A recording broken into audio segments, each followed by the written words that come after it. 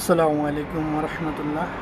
সম্মানিত দর্শক শ্রোতা, আজকে যে বিষয়টা নিয়ে আলোচনা করব সেটা হচ্ছে ঢাকা বিশ্ববিদ্যালয়ের ছাত্র শিবিরের সভাপতি এবং সেক্রেটারি প্রকাশ্য রাজনীতি এবং প্রকাশ্য সভাপতি সেক্রেটারি ঘোষণা দেওয়ার বিষয় নিয়ে একটা আলোচনা করব এবং বাংলাদেশ জামাতে ইসলামী বাংলাদেশ ইসলামী ছাত্র শিবিরের প্রকাশ্য রাজনীতি এবং কি প্রকাশ্য রাজনীতি মাঠে ময়দানে সভা সমাবেশের বিষয় নিয়ে একটু সংক্ষিপ্তভাবে আলোচনা করবো ইনশাআল্লাহ। আপনারা দেখছেন বিগত সরকারের অধীনে, বিশেষ করে শেখ হাসিনা সরকারের অধীনে তার স্বৈরাচারী মনোভাব, স্বৈরাচারী নির্মমতা, নৃশংসতা, নির্যাতন, নিষ্পীষণ, লাঞ্ছনা বঞ্চনা অনেক কিছুই সহ্য করেছে বাংলাদেশ জামায়াতে ইসলামী এবং কি বাংলাদেশ ইসলামী ছাত্র শিবির। মামলা মোকদ্দমা, তারপর আপনার হত্যা, জুলুম, নির্যাতন অনেক কিছুই সহ্য করছে ইসলামী ছাত্র শিবিরের শিক্ষার্থীরা। দেখেন, দীর্ঘ প্রায় 15 থেকে 16 বছর এই স্বৈরাচার শাসনের অবসান ঘটছে। এখন মানুষের অধিকার নিশ্চিত হয়েছে। প্রত্যেকটা রাজনৈতিক দলের রাইটস আছে যে সে প্রকাশ্যে রাজনীতি করার।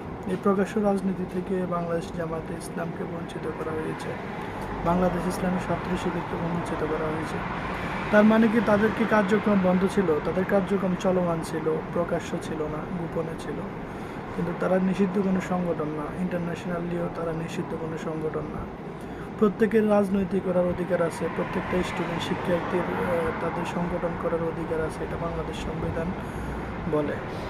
এখন স্বৈরাচার সরকার নিজেদের ক্ষমতাকে নিশ্চিত করার জন্য, স্থায়ী করার জন্য প্রধান প্রতিপক্ষ হিসেবে ইসলামী ছাত্র শিবিরকে বেছে নিয়েছে নির্যাতন করার জন্য।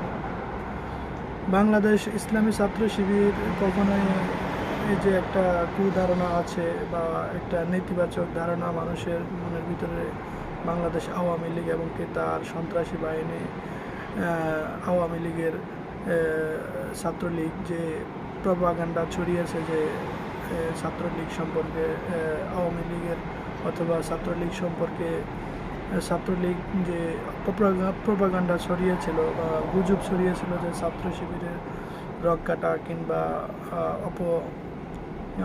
অপরাজনীতি কিংবা সন্ত্রাস কিংবা এইসব বিষয়ে নানান গুজব ছড়িয়ে তাদেরকে বাংলাদেশের মানুষকে একটা নেতিবাচক ধারণা দেওয়ার চেষ্টা করছিল, কিন্তু আলটিমেটলি আল্লাহর রহমতে সেটা ব্যর্থ হয়েছে। আমি যেটা বলবো, আমি আসলে বিশেষ করে বাংলাদেশ ইসলামী ছাত্র শিবিরের কে প্যাট্রোনাইজ করতেছি না। আমি দেখছি মাঠ পর্যায়ে, আমি নিজে একজন শিক্ষার্থী ছিলাম, আমি দীর্ঘ বছর ঢাকায় ছিলাম, ঢাকায় পড়াশোনা করেছিলাম। আমি দেখেছিলাম বাংলাদেশ ছাত্রলীগ, বাংলাদেশ ছাত্রদল, বাংলাদেশ ইসলামী ছাত্র শিবির, তাদের কার্যক্রমগুলো আমি দেখেছিলাম। তো এর মধ্যে আমার কাছে মনে হয়েছে বাংলাদেশ ইসলামিক ছাত্র শিবিরে রাইট ওয়ের মধ্যে আছে, তারা সঠিক পথে আছে, তারা সঠিক রাজনীতি করে এবং তারা ইসলামিক রাজনীতি করে। আপনি তাদের রাজনৈতিক এবং কি তাদের যে ছাত্র সংগঠনের যে আদর্শ আছে ইসলামী ছাত্র শিবিরের, সেই আদর্শটা দেখলে আপনি আশ্চর্য হবেন, ইনশাল্লাহ আশ্চর্য হবেন। এই কারণে আশ্চর্য হবেন, তাদের দৈনন্দিন রুটিনের মধ্যে আছে নামাজ 5 ওয়াক্ত পড়া লাগবে, তারপর আপনাকে কোরআন পড়তে হবে, তারপর হাদিস পড়তে হবে, ইসলামিক সাহিত্য পড়তে হবে, তারপর আপনার একটা অ্যাকাউন্টেবিলিটি আছে, জবাবদিহিতা। আমি আজকে কতটুকু নামাজ পড়েছি, 5 ওয়াক্ত নামাজ কি পড়া হয়েছে কিনা আমার, এটার জন্য লিখিত একটা তাদের একটা মাসিক রিপোর্ট আছে। সেই রিপোর্টটা অসাধারণ। একজন মানুষের পূর্ণাঙ্গ জীবনে ডিসিপ্লিন আনার জন্য, সুশৃঙ্খলভাবে চলার জন্য এবং কি একটা কাঠামোর মধ্যে চলার জন্য এটা খুব অসাধারণ। তাদের পাঠ্যক্রম এবং কি তাদের রিপোর্টগুলো, তাদের সংগঠনের কাঠামোটা অসাধারণ।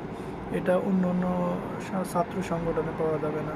আওয়ামী লীগে তো নাই, বিএনপির মতো নাই। এটা আমি মনে করি বাংলাদেশের প্রত্যেকটা ইউনিভার্সিটি, কলেজ, বিশ্ববিদ্যালয় এগুলোতে এখন বর্তমানে ইসলামী ছাত্র শিবির এস্টাবলিশ হওয়া দরকার এবং সাংগঠনিক কাঠামো স্ট্রং করা দরকার, আমি এটাই মনে করি। কারণ সবারই ওয়ে আছে, তারা যদি রাইট ওয়ে এবং কি বাংলাদেশের সংস্কৃতি মেনে, বাংলাদেশের রাজনৈতিক কালচার মেনে, বাংলাদেশের সংবিধানকে সম্মান করে এবং কি বাংলাদেশের যে আইন আছে, আইন মেনে যদি তারা রাজনীতি করে তাহলে আপত্তি কিসের? যখন তারা তাদের বহির্ভূত কাজ করবে, বিচার বহির্ভূত কাজ করবে, অসাংবিধানিক কাজ করবে, এমনকি রাজনৈতিক দলের যে বাংলাদেশের রাজনৈতিক দলের যে শর্ত আছে সেই শর্ত মেনে যদি তারা রাজনীতি করে এবং কি ছাত্র সংগঠন স্টাবলিশ করে এবং কি সাংগঠনিক কাঠামো স্ট্রং করে, তাহলে তাদেরকে সমর্থন, তাদেরকে সাধুবাদ জানানো উচিত। কারণ এরই মধ্যে তারা সামাজিক যোগাযোগ মাধ্যমে কিংবা বাংলাদেশের গ্রাম সামাজিক পর্যায়ে এবং কি বন্যা দুর্গত এলাকায় বিশেষ করে তাদের যে আর্থিক সহযোগিতা এবং শারীরিক সহযোগিতা মানসিকতা দেখেছে, এটা অসাধারণ। এটা মানুষের জন্য অসাধারণ। এটা জনগণের মানুষ এটা অ্যাকসেপ্ট করেছে, বাংলাদেশের সাধারণ জনগণ এটা অ্যাকসেপ্ট করেছে আমি মনে করি। সো এখানে বাংলাদেশ ছাত্র শিবির রাজনীতি করার সম্পূর্ণ অধিকার রাখে ইউনিভার্সিটি কলেজগুলোকে, এটাই আমার বলা। আসসালামু আলাইকুম ওয়া রাহমাতুল্লাহ।